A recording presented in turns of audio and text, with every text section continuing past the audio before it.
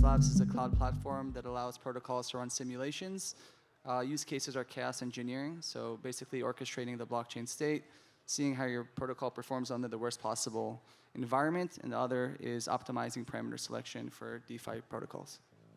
Dave Schwed, COO of Hellborn, cybersecurity blockchain company, working with most of the major L1s, as well as about 150 plus blockchain organizations. Prior to that, I was the global head of digital assets technology for BNY Mellon, also chief security officer for Galaxy Digital prior to that.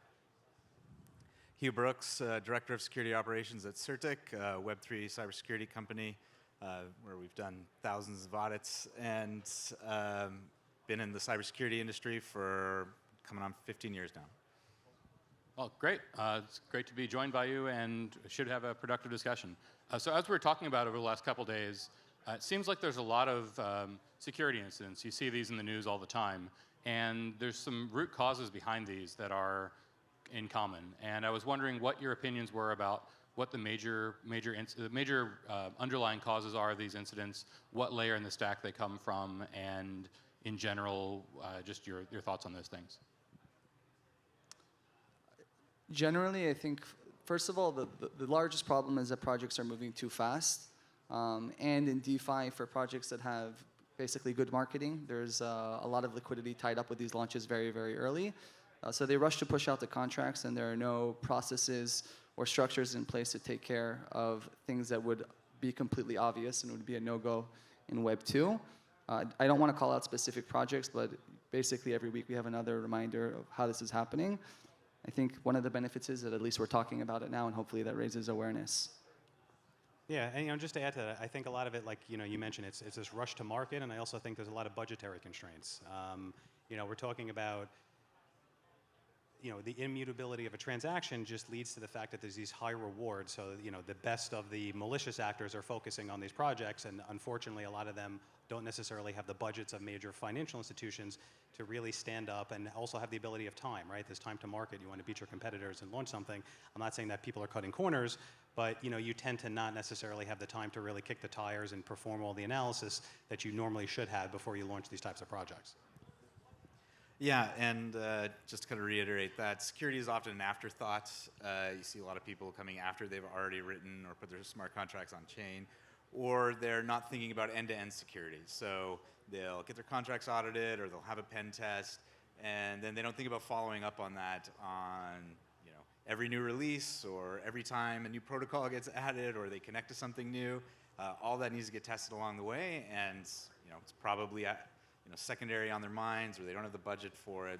A lot of those kinds of factors. And as you brought up the end-to-end security issues, I think we were just saying that a lot of the actual issues in smart contracts Web3 are not the major problems all the time with a lot of these projects. We get a lot of Web 2 vulnerabilities that have happened.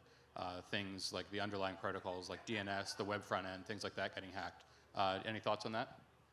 I just think that, and this is a very 2017 thing, but the majority of the people in the space, concept of security is a smart contract audit, which is important and it's good. But essentially, if you're coming from Web 2, a smart contract audit is a code review by people who are great. And then that's it. And like you said, smart contract audits are good before you launch, but teams continue to iterate on their code, release new features. These usually don't get audited or checked in any other way because of budgetary concerns and also the backlog for a lot of these audit firms. And then, that's like the first kind of line of issues that we see, and then nobody even gets to some of the DNS issues and just having all of the security structures in place. Yeah, exactly. A lot of them really does come down to traditional Web 2.0 cybersecurity issues. Thinking offensively as an attacker. Could I try to exploit the code in a smart contract? Perhaps. However, if I could just do a DNS exploit and redirect you to my site, and you authorize my transaction, and I have token withdrawal, that in many respects is going to be easier if these projects are really focusing heavily on blockchain developers and smart contract audits, but they're ignoring the traditional Web 2.0 cybersecurity that we've known about for years. So it's an interesting problem, I think, that a lot of the projects are having by ignoring the Web 2.0 world. Yeah, Web 2 has had a lot of lead time on this, of all of their mistakes that they've been making over the past couple of decades. And in the Web3 world, you just don't have that same kind of longevity or attitude. And not only that, you don't see the same kind of movements in the blockchain world that you saw in the Web2 world, like around DevSecOps, end-to-end security, lifecycle security, from concept to deployment to post-deployment kind of security posturing and attitudes. And let's be clear, the Web2 world isn't really great at this either. How many Web2 companies would love to have an increased security budget? All of them probably, right? But we just haven't made that transition at all, really, in the Web3 space. At least, what we're seeing. Certainly, people are after their code audits or their pen tests, but it's always secondary. So, what does a smart contract audit really entail in terms of both for a project that goes out and gets one, as well as for an end user that knows that the service they're using has an audit and publishes that they've had an audit? What do you really gain from that? What does the process look like? How do you go about selecting who to do the audit, things like that? So I think first, it's important to take a step back for anybody who's running a project and just understand what the security space, at least how we view it at Chaos Labs, entails. So you have smart contract risk that's usually addressed by an audit, and that's someone literally reading your code, maybe looking at the business logic, are all the public methods supposed to be public, who's on the multi-sig, things of this nature. But then you also have market risk, so you're like a DeFi protocol. How does your protocol perform under high volatility? Oracle risk, liquidity risk, governance risk, all these other things. So I would say when you're thinking of a smart contract risk, typically you're literally just focusing on the smart contracts and none of the threats or the attack surfaces which are external to your contract. So that's how we think of it, and I think that's how, as like a retail or institution who's using this and you see a smart contract risk, you know that that vertical is hopefully addressed properly, but doesn't say anything necessarily about the rest. As far as like what does the process look like, there's obviously there's code analysis, right? And that's you're looking for exploits and actual code. But I think the larger, but I think the more difficult piece is really understanding from a business perspective, like what are you trying to effectuate with this particular smart contract, and can you exploit it in faulty business logic? And I think that's really the differentiators between the different firms out there. And it's not just hiring really great developers to find exploits in code. It's getting the people that are intelligent enough to understand where are the exploits in the business logic. And as far as your question is like, which firms, what I would tell people is, look for different projects that are out there and look for published audits, and, just look for firms that are in the space, because what I've been seeing lately is there's a lot of firms that are seeing that there's a market for smart contract audits, so they're pivoting from Web 2.0 and now they're offering, smart contract audits. So, I would always tell people look for like a Web 3.0 native cybersecurity company to do your, smart contract audits, like a Halborn or a Certic or, some of the other competitors, and to try to, stay away from some of the Web 2.0 that are first getting into it. They may eventually catch up to organizations that are focusing on it, but as of right now, I think it's really just more about them seeing a need in the market and without actually having the expertise behind them to really do a good job. Yeah, you guys covered a lot of it there, so I'll just follow up with the kind of like, what does a smart contract audit mean? Well, it really just means that that code has been checked, right? And that's it. And one of the things that we've encountered a lot is people think that somehow somebody having a smart contract audit means that they're absolved of any security responsibility. And all that usually means is, these contracts were, the code is audited and here's those results. It's not a certificate of goodness or anything like that, and a lot of people just don't realize that. They're like, oh, they got their audit from XYZ, and that means this project is safe. There's still so many avenues for exploit in and around that project, whether it be from the team itself or from external actors or something else, that people need to be aware of, and you need to read the contract, the audit. Because if you don't go in and read the audit, you're not going to see that, hey, this vulnerability was pointed out and it wasn't remediated, right? Or high centralization risk, which means a team can rug pull or do something else that's bad. And that kind of education and knowledge is really, really needed as well in the space. Yeah, I think that's a really good point. There's a lot of times in the audits things are informational. So just because somebody's gotten an audit from a firm, as a user of these applications, you really should be looking at the report and reading them yourself. The other thing, and I'm sure you've seen this as well too, is we'll do an audit and there'll be a change to the audit. So, a user of that application will see that, we did an audit, but it's not really the same code that we audited because they've already made changes to the code. Yeah, that happens a lot. Do your own research. It goes for the audit too. You should read the audit. Don't just, oh yeah, I did my research. They got an audit. No. Read the audit. Yeah, actually, when would you say is the right time for a project to go out and approach auditors? Like, what's the lead time? When in their development cycle would you say they should start talking to auditors? Yeah, so I mean, coming from a more traditional cybersecurity world, I would say at conception, right? When you're starting to put your contracts together, your functionality, all these things, if you don't have your own in-house security team, who probably aren't going to be experts on Web3 anyway, you need to go and start talking to people, before you even start, putting that code to paper, so to say. And that'll help you kind of think about the life cycle of the security of your project, from end to end a little bit more. Ideally, you haven't published this on chain by the time you get to the auditing firm. You haven't even published this on a testnet before you get to the auditing firm. You should have done this alongside with them if you don't have that capacity in-house, and most people don't. I think something that's interesting to your point is obviously the team should be reading the audits, because you know who is reading the audits? Usually most of the black hats. It's a great place to start and look at a map of what was checked and what was not checked, and more so what was flagged and not taken seriously. And in addition to that, I think that one of the things that makes a lot of teams not take it seriously or basically increase the costs of switching their infrastructure is when they've developed everything. So the earlier the start, the more flexible you are to accept those inputs. But it seems to be more of a function of budget and time to market than anything else. And I think you hit the nail on the head before when you said, at inception. There's a difference between building something foundationally secure and coming in after the facts and fixing it. I can't tell you how many times I've heard engineers say things like, I would have built this differently.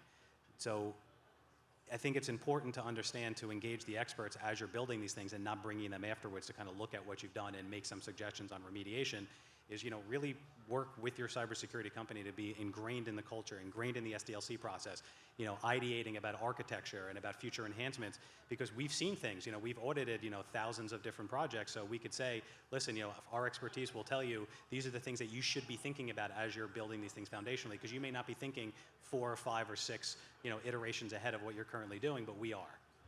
Yeah, and to the life cycle, back to that life cycle idea, even protocols we've seen that have been like, oh, we've built this with security in mind from the ground up, make stupid mistakes and forget to change things to the way they need to be, or test them after they're deployed when they do updates or changes or anything like that. And that then leads to that additional problem. Well, we got an audit at the beginning, we thought about security from the ground up, but we didn't think about it after the fact. And we've seen major exploits happen, especially from bridges, that changed little things later on and didn't fully test it and didn't go through the process and had mistakes there. Yeah, and that's a good point too, right? It's also about simulation, testing, right? Like in the old world, it would be like end-to-end testing for smart contracts. Now it's really about running simulations on the smart contract to see, is it behaving exactly how you would expect it to behave? And a lot of organizations, I don't think are necessarily utilizing some of the tools that are out there today to do that. And I think that would also reduce a lot of the, the instances. So, if you can start automating all of these different types of attack scenarios against your smart contract, I think that would also reduce a lot of the issues. Continuous testing, everything else.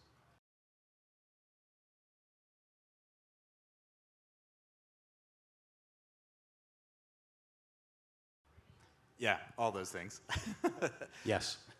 Yes. I think the thing, you see a lot of that now, and people are shifting to that, including, lots of talk about bringing around insurance, into this world and all that. But things that are still missing are, having, internal teams that are ready to deal with crisis situations, that are trained, and we have a red versus blue scenario. Ideally, you have, bad guys, good guys that are now bad guys that are good guys, looking at your stuff before the actual bad guys get to it. And you have a team that they're working with, to deal with that situation, in the wild as it happens. I think the fundamental shift that we're going to see over the coming years in the security space is tools that support automation and tight integration with the code base. Obviously, having a human in the loop is super powerful, but if you're moving fast, how scalable is it if you don't have this person internally in your organization? So the easier that we can make it for developers to keep track of what's going and bring things to their attention, they're in a better state. And these tools are just starting up, like a lot of, obviously Chaos Labs, but there are a bunch of others that are starting to do this in the space. And it's starting to feel a lot more similar to Web 2, where you have all of these guardrails in place to make sure that you're developing safely. And I love bug bounty programs. It's like, again, it has to be at a level that incentivizes people to try to do it, but it's a great way to kind of crowdsource, not necessarily you're not going to get an end product of a smart contract audit, but it's a great way to crowdsource, just red teaming exercises. So I love it, but it has to be high enough to incentivize people, because I've seen ones that are really low that are not going to incentivize people, and then there's this false sense of security of, well, people are just actively trying to hack and they can't because we haven't awarded any bug bounties. There's always the joke that every cryptocurrency project actually has a built-in bug bounty, so yeah.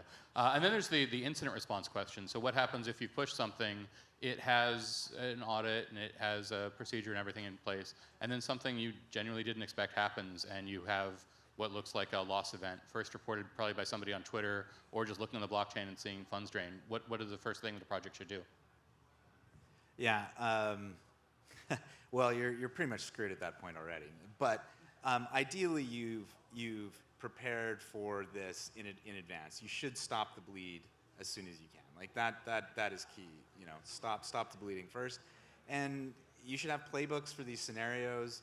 And depending on your protocol, can you shut it down? Can you do anything? A lot of times we've seen cases where they don't have a kill switch, and so if you haven't built that in, and all you can do is watch your money fly out, what do you do? Well, hopefully you have a relationship with a security company that can potentially intervene on your behalf. We saw that in some exploits recently, where some white hats managed to jump in and get funds and return them. But that's just luck, right? So you need to have those processes in place, and best reach out to your security provider, or who you worked with in the past, immediately, because even if you don't know and you didn't prepare for this moment, they'll have some idea about what you can do to start either blocking transactions, recovering funds, or getting in contact with law enforcement. Yeah. Also, I would probably recommend that go through your general counsel or legal, so that it's privileged when you reach out to the incident response people. Yeah, I mean, the first thing is most of these teams don't have strategies in place. So when they get that tweet that something is going wrong, there's just mayhem on the Telegram group, and that's the basic. First, do we understand the risk vectors for this protocol? Can we put strategies in place so that we're not flying solo or freestyling when this stuff happens?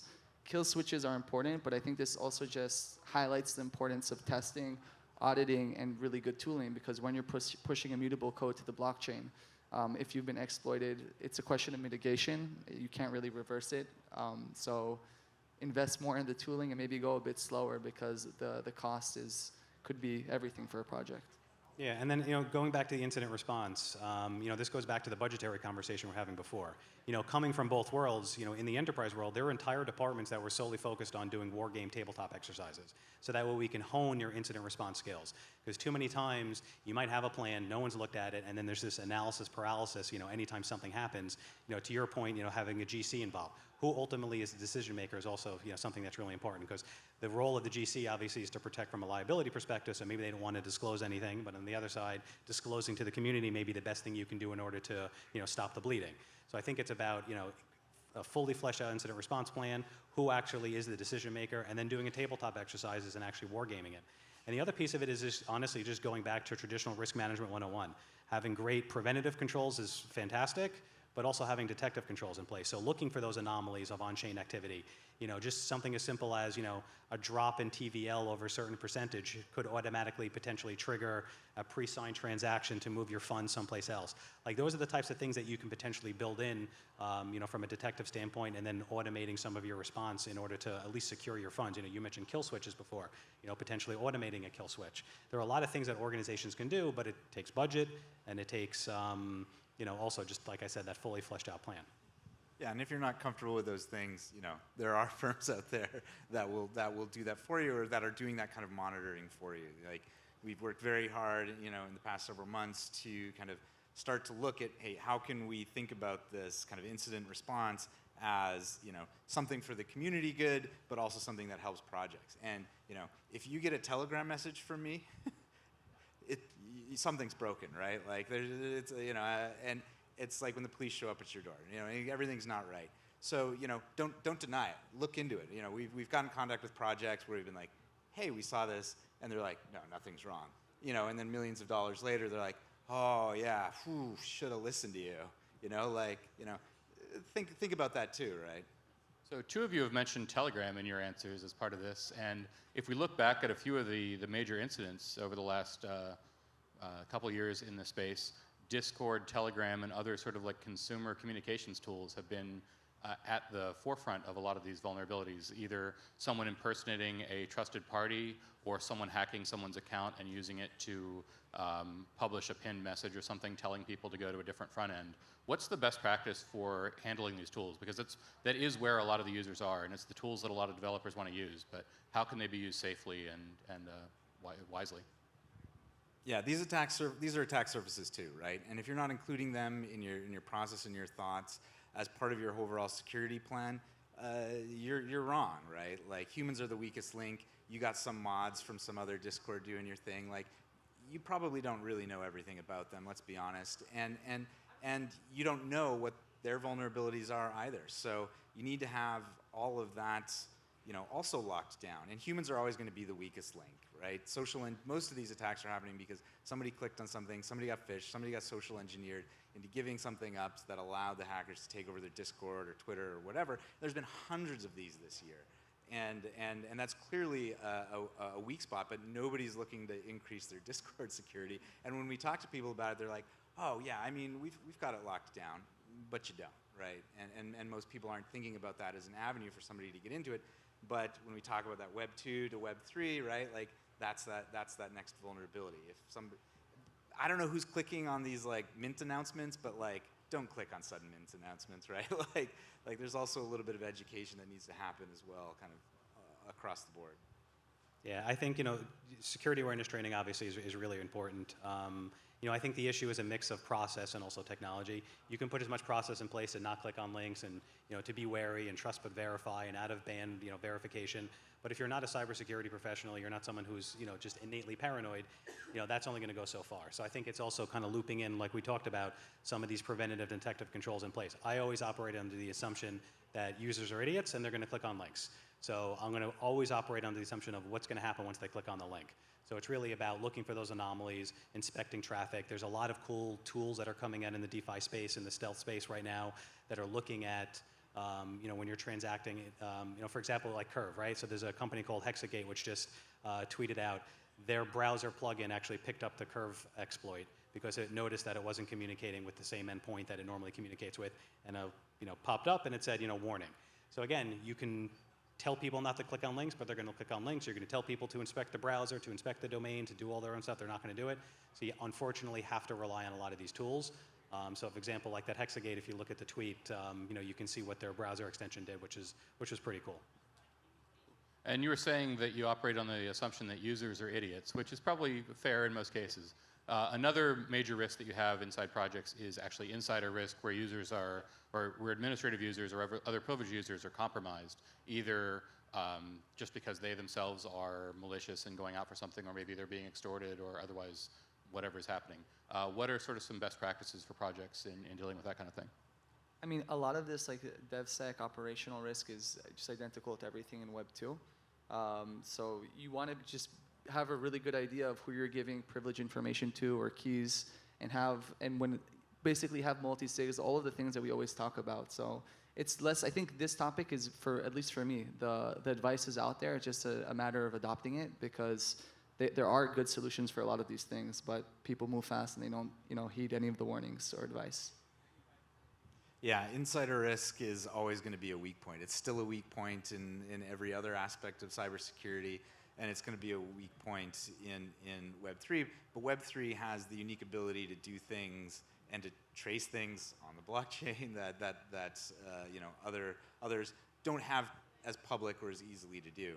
So, you know, you need to, when you're setting up your infrastructure, when you're setting up your social accounts and your employees, and the people that are involved, down to, you know, the lowly mod who's just making, you know, killing bots on your Discord, you need to do your due diligence on them as well, and you need to make sure that, you know what their activity on the blockchain is, in addition to what's happening to your kind of core contracts and other things. Yeah, I think insider threat is an interesting one, because to me that really calls out the question from we talked about in the beginning about budget.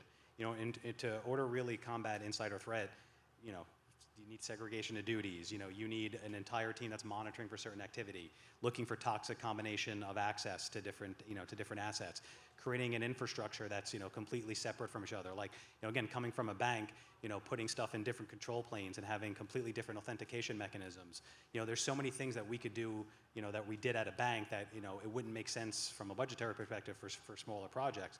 So I think insider threat is a really difficult one to accomplish, especially for smaller organizations. You know, I think some of it can be accomplished with Web 3.0 with smart contracts, is, you know, requiring certain levels of approvals or using multi-sig. But then it's more than just using the multi-sig. It's also like, well, where are these keys stored? You know, maybe some of them are in KMS and some of them are in an offline HSM. There's different ways that, you know, instead of just saying multi-sig, it's like going one level deeper. Well, now how are we protecting the keys? What are the access to the HSMs? What's the authentication mechanism? So I think it's really behooves people to, like, not just necessarily look at the high-level checkpoints that we see that organizations are doing. Like, I see, you know, MPC. Oh, we're using MPC. Well, that's great. I've seen MPC implemented completely insecurely. So it's not just saying I'm using MPC or I'm just using multi-sig. It's really double-clicking and diving into how is the multi-sig effectuated, where are the keys stored, using MPC, great. Well, where's the cryptographic signing happening? Is it done in confidential compute? Is it an Intel SGX enclave? Is it, you know, in an AMD SEV environment? There's a lot of other questions that you should be asking, you know, on top of just like those high-level checkpoints. One other thing there, you know, that you see when you want to deal with banks or you want to deal with the government or certain other entities, you have to go through all kinds of audits and certification and those types of things as well. And when we think of the kind of money involved, and let's be honest, right, DeFi is essentially operating like banks. There isn't any of that kind of thing. There aren't any standards or regulations around that. And I know regulation's an evil, nasty word, but at the same time, you know, maybe there should be certain standards that the community agrees upon. Maybe there should be certifications that the community agrees upon that looks to ensure that things like, oh, internal security audits are done when it comes to user access and controls, and when code gets deployed, like going through a SOC audit, or the kind of things you got to do for like a DISA audit in the government, like all these types of things. Yeah, in terms of internal controls for people, there's two things that I really like. One, if as a personal person who has signing authority in an organization, if you can guarantee that you're not the sole person with signing authority and can some sort of widely communicate this to the outside world, it makes your personal security situation a whole lot better than if you're at a, say, a huge stable coin and you're reputed to be a single signatory authority over transferring a bunch of funds. So that's a bad thing. The other cool thing that happens in sort of the TradFi world is you show up for work Monday morning and they say you're on vacation for 2 weeks as an internal control, so that if somebody's running a long-running scam, if they're taken out of the loop for 2 weeks and get sent on a nice vacation, it sort of usually falls apart, or it's easier to find. And if you can't plan ahead, that's done. I've never seen a cryptocurrency company do that, but it is something from the traditional banking and accounting world that is sort of would be a nice perk to have a free 2-week vacation sometimes for a lot of people. Another thing that comes up is sort of like retail versus institutional risk. There's things that are handled certain ways by end users, like everyone's personal things. I think the sell SIM swapping is probably one of the major things that happens to sort of end users as a security risk, and other phishing attacks, things like that apply to retail users. There's also things that apply to institutional users, where probably regulatory risk is the one thing that's more unique to institutional people versus retail. They're just not accessible for retail. Also from like a knowledge perspective, but also they just don't have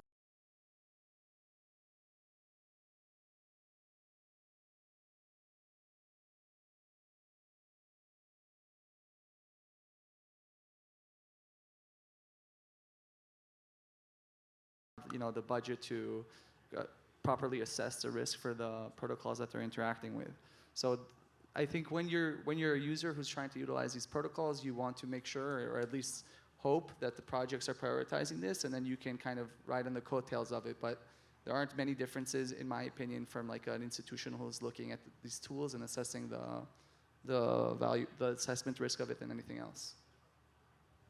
Yeah, as far as like, the everyday consumer in a previous life, I mobile tested close to 300 crypto-related address, and this was just last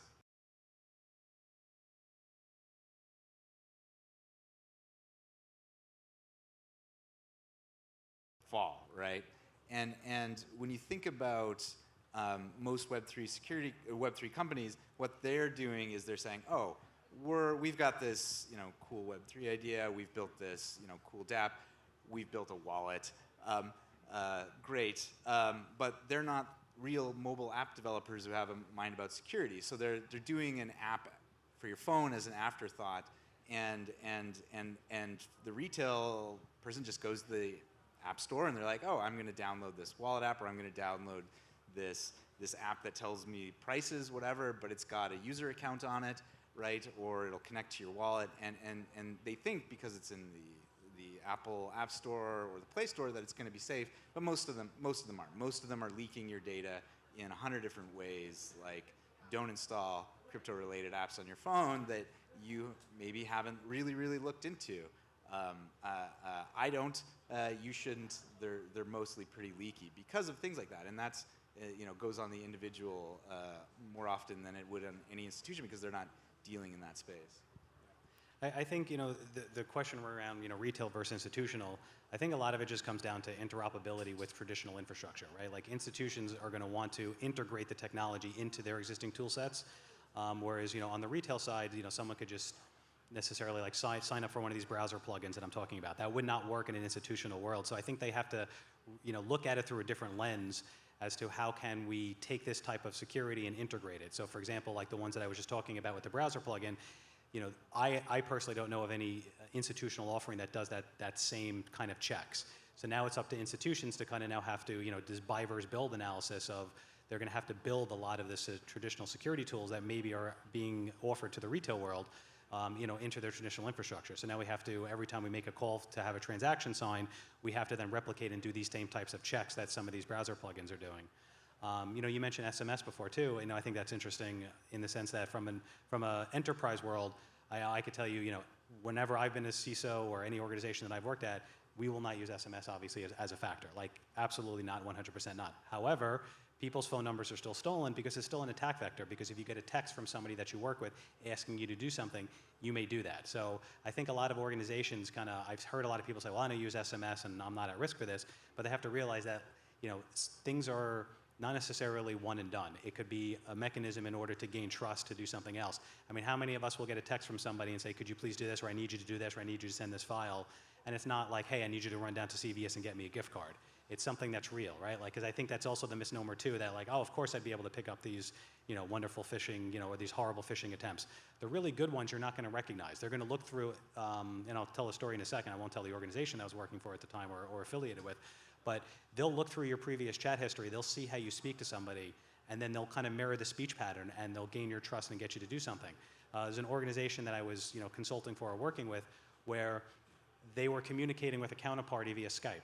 And that's how they. Or if you're a public figure,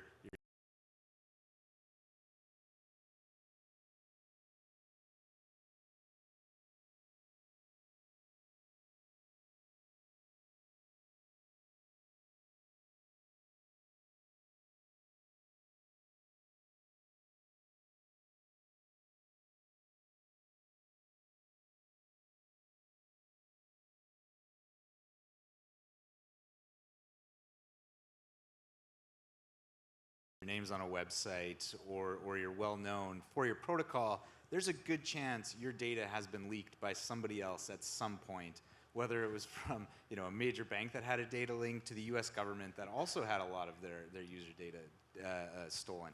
And that is easily and readily available to be purchased online at any moment. And so it might not have been used on you before, but let's say, bad actor, ABC then sees that you're now CTO or a security engineer, at this new blockchain web company. He's like, oh, let me go check my data store. Let me go check these marketplaces for anything that could be related to this guy. And they'll get your past emails or phone numbers. They don't even need to do that. They can just go buy it from, another vendor that has that information. So it's pretty easy to put that together, and in the kind of more traditional cybersecurity, when people do that kind of open source intelligence on you, like it's pretty easy to put that together. And I used to do a demonstration where I would call someone from the audience and I put together information on them, with one of my analysts in the back within 5 or 10 minutes, have their whole story. And it can happen to almost anybody with 2 or 3 points of information. So you also have to keep that in mind as you're thinking about your kind of personal risk and vulnerability, that it's pretty easy to figure out who you are. So this is a bunch of nightmare fuel, basically, for how things are today in the industry. I'm wondering if we want to get to the point where DeFi is a credible alternative to the traditional financial system and widely used by lots of end users around the world, what do we need to accomplish over the next, say, 5 to 10 years, same level of security that we have today? I mean, so because it's financial, the bar needs to be at least as high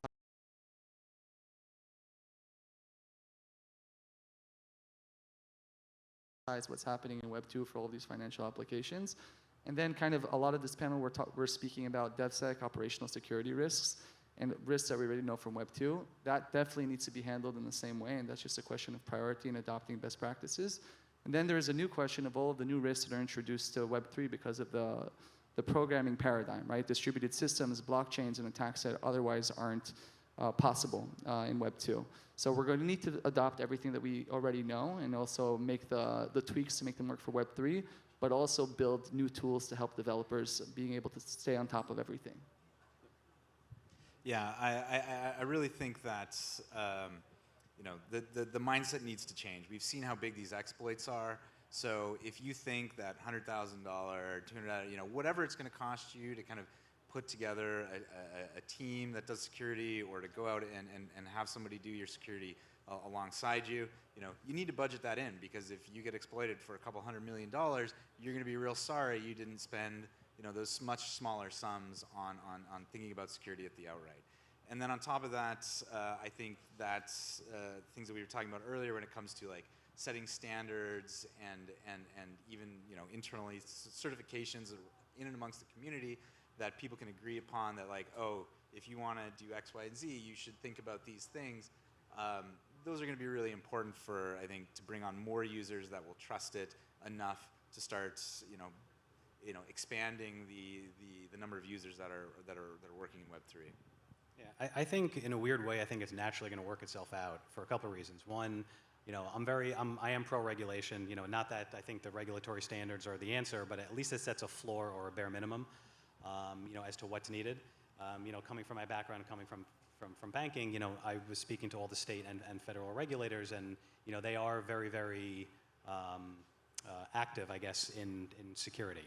I think the other piece of it is realizing that security is also a differentiator, right? So if I'm a retail or an institutional user and I want to use a particular product, and I know this particular product is more secure than this particular product because they put more budget into security and they have white papers and they have audits, et cetera, I'm naturally going to choose that particular entity over the entity that has not convinced me that they're secure. And that's just how I operate in my normal world, right? If I'm using like a file sharing site, do I use like a TreasureIt or a Dropbox or a Google Drive? I'll dive into the security and feel like which one addresses my concerns better than the other, and then I'll give them my money and sign up for their service. And I think that's what's going to end up happening here, is as more and more hacks and more exploits and more rug pulls, people are going to start gravitating toward the ones that they feel comfortable with, the ones that are getting the audits, the ones that have the budget to put together, and not necessarily a new project that was just stood up that we don't know anything about the founders, they haven't done any audits, you know, and they're promising, you know, 500% yield. Like those are the type of things where, you know, they're naturally going to not exist anymore.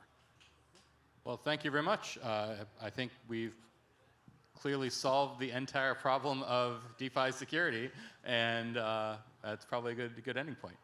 Cool, and thank you very much. Thank you. Looking forward to next year when we can come back having reported that everything is now solved.